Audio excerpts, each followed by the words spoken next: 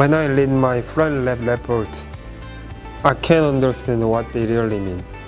I guess the grammar is good, but I don't know why. Right, actually my science professors give me similar comments on my reports. Maybe there's something about scientific writing vocabulary.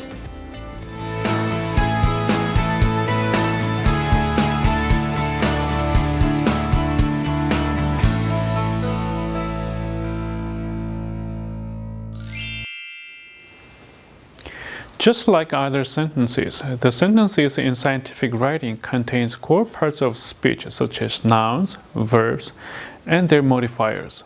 However, those words may behave differently from ones from other types of writing to deliver clear meaning of the research findings. Noun is a word for a person, place, thing, quality, or idea. Nouns are therefore the words that name the things around us. Regarding the characteristics of nouns, it can be divided into three categories in general: proper and common nouns, concrete and abstract nouns, collective and mass nouns. First, proper noun is a specific person, place, thing, or idea. Common nouns are any nouns except a proper noun. That is, general type of person like doctor, teacher, place, country, city, thing like desk, classroom, or idea like beauty and sincerity. Second, there is a concrete and abstract noun category. Concrete nouns are the places, persons, or things that we can detect with our five senses. It could be a chair, orange, apple, desk, etc. Abstract nouns are usually ideas, concepts, not directly detected by our senses. Those examples are peace or love. Collective nouns and mass nouns are troublesome in scientific English. A collective noun indicates a group or collection of countable persons, places, things, or qualities.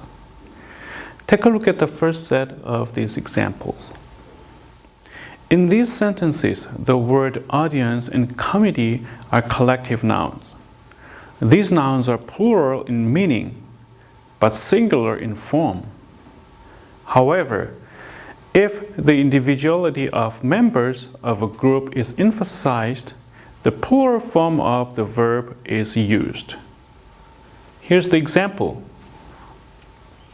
The committee of scientists were from several scientific disciplines. So, the best rule for dealing with collective nouns is to decide whether the meaning is singular or plural. Another confusing noun is the mass noun. A mass noun is a concrete noun that represents a mass rather than countable units. Mass nouns are singular and many do not have plurals. Air, water, rice, but not airs, waters, or rices. And the choice between fewer and less is a related problem. Take a look at these examples. We use less to modify nouns for uncountable nouns, and we use fewer to modify a noun with countable units. Next, a pronoun is a word used to replace a noun. Pronouns can be a bit tricky in scientific writing. Take a look at these examples. In scientific writing, avoid using substitutes for personal pronouns. That is, make it clear who was the agent of the action. So here in these examples, the last example, we concluded that abnormalities on magnetic resonance images must be strictly correlated with age. This example is better than the examples above it. Now, verbs describe the existence or a characteristic of the subject in a sentence or describe an action of the subject. Here's the examples. She is smart. He jumps. The researcher conducted an experiment. In verbs, there are two types. They are transitive verbs and intransitive verbs.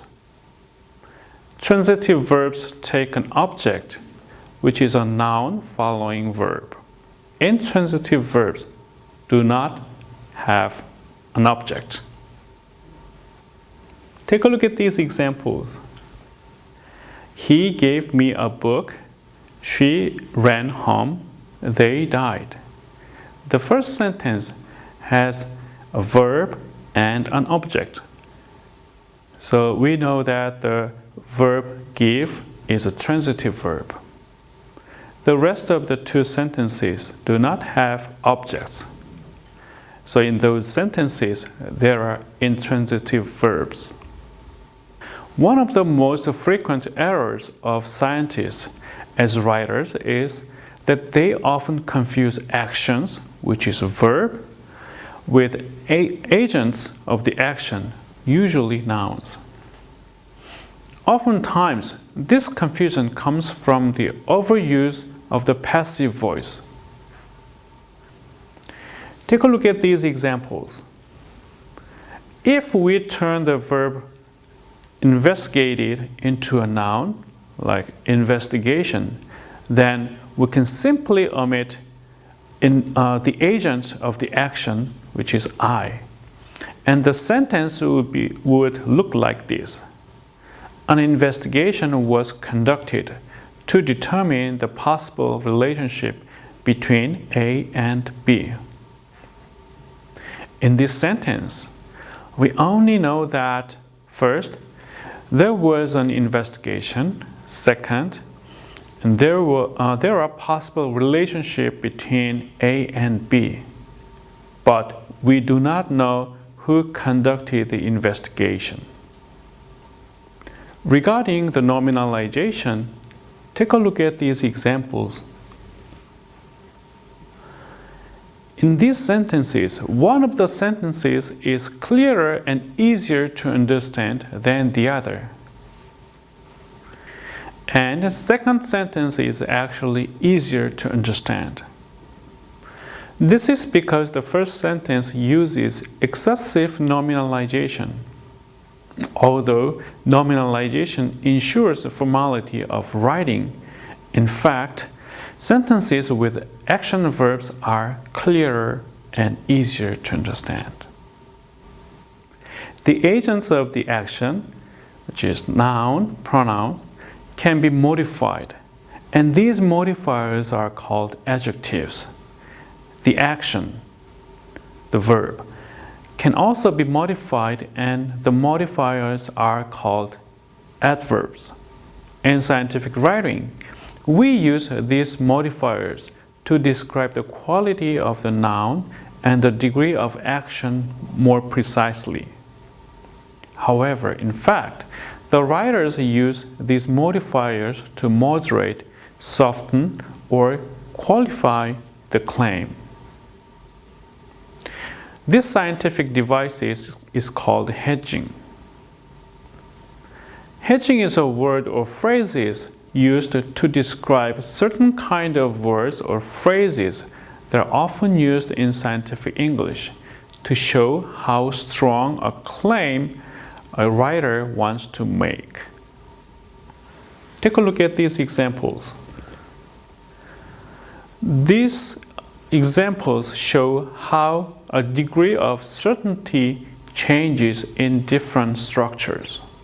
Cause, contribute to, be one of the causes of, be probably a major cause of, may have contributed, might have been a small factor in. So as the sentence goes by, the degree of certainty is getting lower. Take a look at the example passage in here.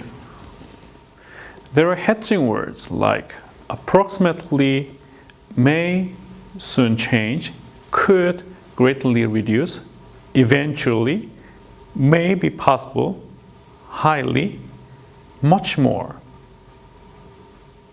Today, we have gone over how certain parts of speech are used in scientific writing. And we learned that in scientific writing, no matter what and how the words we use, the purpose is to deliver the clear explanation and meaning of your research.